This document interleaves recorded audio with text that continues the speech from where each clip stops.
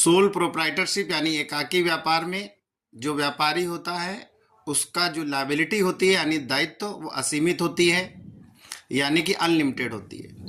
Partnership में partners की जो लायबिलिटी होती है वो अनलिमिटेड होती है।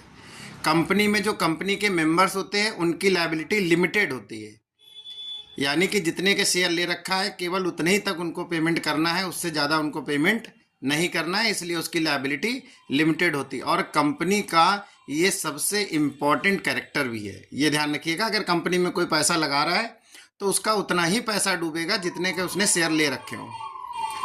कोऑपरेटिव सोसाइटी के जो मेंबर होते हैं उनकी भी लायबिलिटी लिमिटेड होती है। हिंदू अनडिवाइडेड फैमिली बिजनेस जो भी होता है उसमें ध्यान रखिएगा, जो भी कर्ता होता है यानी कि जिसके हाथ में कंट्रोल होता है, मुखिया जिसे कहते हैं, तो उसकी लायबिलिटी अनलिमिटेड होती है और बाकी जितने भी मेंबर होते हैं, घर के जो भी सदस्य होते हैं, उनकी लिमिटेड होती है।